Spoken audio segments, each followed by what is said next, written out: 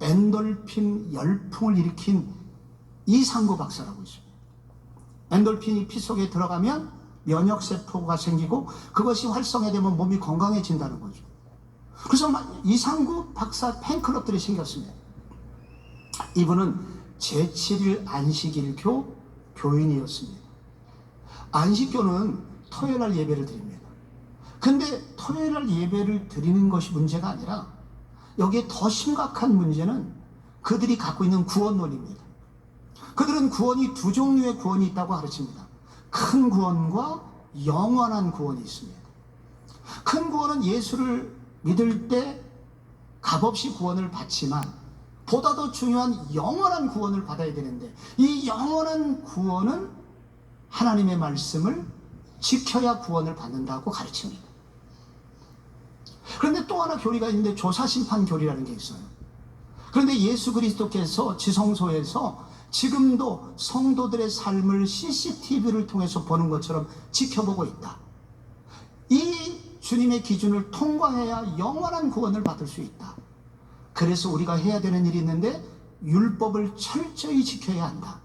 그래서 그들은 구약의 율법을 철저히 지키려고 합니다.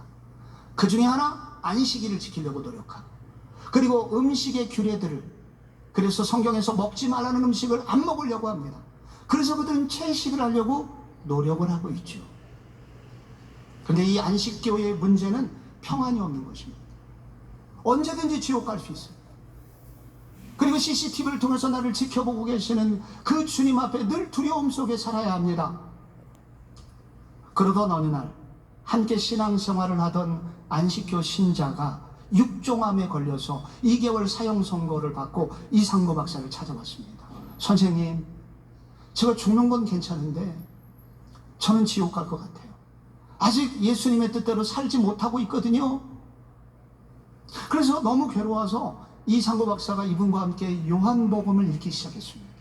그러다가 요한복음에서 예수님을 제대로 만나게 됩니다. 예수님이 우리를 구원하는 것은 아무 조건 없이 우리를 받아주시는 예수를 만나게 됩니다.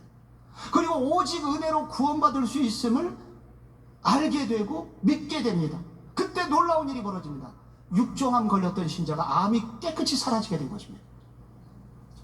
은혜 구원의 능력을 체험하게 되자 이상구 박사는 안식교를 탈퇴하게 되고 2018년 인터뷰를 하게 됩니다.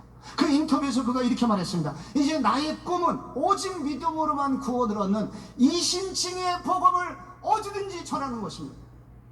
라고 그는 말했습니다. 우리가 어떻게 구원을 받습니까?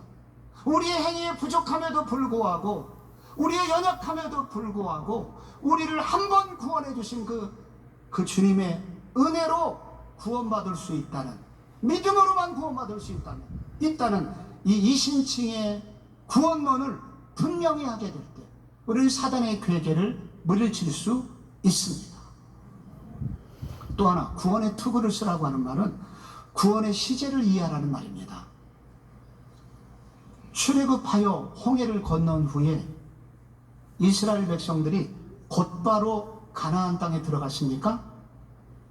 아니요. 그럼 어디 있었습니까? 광야 생활을 했습니다. 하나님은 왜 가나안 땅으로 곧바로 인도하지 않고 광야 생활을 허락하셨을까요? 그것은 하나님 나라의 자녀다운 성품을 만들어주기 위해서였습니다.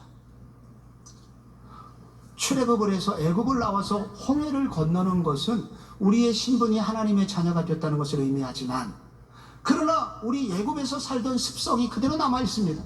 그래서 이 광야 기간 동안에 하나님은 우리의 성품을 바꿔주시려고 애를 쓰신 것입니다. 그리고 나중에 가나안 땅에 들어가요. 신약 성경은 이것을 구원의 시제로 표현합니다. 먼저 구원받은 사람의 과거 시제가 나와요. 그게 요한복음 5장 24절이 대표적입니다. 내가 진실로 진실로 너에게 이르노니 내 말을 듣고 또 나 보내신 이를 믿는 자는 영생을 얻었고 심판에 이르지 아니하나니 사망에서 생명으로 옮겼느니라. 성도 여러분, 우리가 예수를 믿으면 영생을 얻었습니까? 얻을 것입니까? 지금 우리가 천국 간 건 아니잖아요, 아직. 그래서 영생은 미래형입니다. 살아봐야 돼요. 그런데 이미 미래의 것을 당겨서 영생을 얻었고라는 과거형을 썼습니다. 왜 이렇게 썼을까요? 신분이 그렇게 이미 확정됐다는 겁니다. 예수 믿는 순간 우리의 신분은 하나님의 자녀가 되었고 이미 천국 생명책에 우리의 이름이 등재가 되어 있다는 거예요. 이게 신분의 변화입니다. 이런 때 과거 시제를 써요. 근데 신분은 변했지만 문제가 있습니다. 우리가 하나님의 자녀다운 모습이 있느냐? 부족합니다. 그것을 설명하는 구절이 현재형이에요. 그래서 빌립보서 2장 12절을 보십시오. 그러므로 나의 사랑하는 자들아, 너희가 나 있을 때뿐 아니라 더욱 지금 나 없을 때에도 항상 복종하여 두렵고 떨림으로 너희 구원을 어떻게 하라? 이루라. 계속 진행 중이라는 거예요. 아직 끝나지 않았다는 거예요. 아까는 과거형이었는데 지금은 현재형입니다. 왜 그렇습니까? 광야 생활 중에 있다는 거예요. 우리의 성품은 계속해서, 우리의 구원은 아직은 구원받은 자녀다운 모습이 나타나지 않고 있다는 거예요.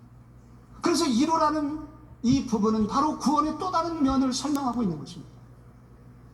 근데 시제가 하나 더 나옵니다. 미래의 완전한 구원이 나옵니다. 요한일서 3장 2절에 사랑하는 자들아, 우리가 지금은 하나님의 자녀라 장래에 어떻게 될지는 아직 나타나지 아니하였으나 그가 나타나시면 우리가 그와 같을 줄을 아는 것은 그의 참모습 그대로 볼 것이기 때문이니 주를 향하여 이 소망을 가진 자마다 그의 깨끗하심과 같이 자기를 깨끗하게 하느니라. 여기 장래의 구원이 나옵니다. 그날에 완전한 구원이 있을 것을 말하고 있는 것입니다. 여러분, 우리가 예수 믿었습니다. 그래서 이미 신분은 하나님의 자녀가 되었지만 그러나 중간에 광야 생활이 있습니다. 우리의 성품의 변화의 시간이 필요하고, 그리고 마지막 완전한 구원의 날이 아직은 오지 않았다는 것을 알아야 합니다. 그래서 예수 믿었다고 당장 성품이 하나님의 자녀가 안 됐다고 해서 낙심하면 안 됩니다. 당장 예수 믿은 직후에 무결점 성도가 되는 것이 결코 아닙니다. 하나님의 자녀가 되는 것은 오래 걸려요. 광야의 훈련 기간이 필요해요. 그러나 그날까지, 완전한 구원이 올 때까지 주님은 우리를 포기하지 않고 우리를 그렇게 변화시켜 주시겠다고 약속하고 계신 것입니다. 그래서 이것을 신학적으로는 이미와 아직 사이에 있다, 이렇게 표현을 합니다.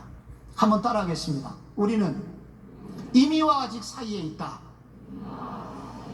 우리는 이미 구원받았습니다. 그러나 아직 완전한 구원에 이르지는 못했습니다. 그래서 여기 우리의 고민이 있는 것입니다. 이 시기에 무엇을 해야 될 것인가? 바울은 똑같은 내용을 데살로니가전서 5장 8절에 다르게 설명했습니다. 우리는 낮에 속하였으니 근신하여 믿음과 사랑의 흉배를 붙이고, 그 다음에 구원의 소망의 투구를 쓰자. 구원의 투구와 연결해서 바울은 여기서 조금 더 확실히 말합니다. 구원의 소망의 투구를 쓰자. 로마서 8장 24절도 같은 얘기예요. 우리가 소망으로 구원을 얻었음에 보이는 소망이 소망이 아니니 보는 것을 누가 바라리요. 믿음으로 구원을 받는데 여기는 소망으로 구원을 받았다고 합니다. 무슨 뜻이겠습니까? 우리가 받은 구원은 아직 완전한 구원의 날이 오지 않았기 때문에 구원이 아닐 수도 있다는 두려운 생각이 있을 수도 있다는 거예요. 그러나 우리가 확신해야 되는 것은 그날이 되면 우리가 지금 눈에 보이지 않는 놀라운 세계가 확실히 있다는 것입니다. 그래서 그날을 꿈꾸는 것을 중단하지 말아라. 그날 예수님이 다시 오시는 날이 되면 우리 모두는 깜짝 놀라게 될 것이다. 보이는, 눈에 보이는 현실이 전부가 아니다. 그러니 보이는 소망만 소망하지 말고 보이지 않는 영원한 세계가 있음을 확신해라. 마귀가 도전합니다. 너는 믿었지만 되는 일이 없잖아. 너는 교회 갔다 계속 봉사하고 바치지만 근데 네가 되는 일이 뭐가 있어? 너는 구원받지 못한 사람일 수도 있어. 마귀가 도전할 때 아멘 그러고 따라가시면 안 됩니다. 어떻게 하셔야 됩니까? 아니야.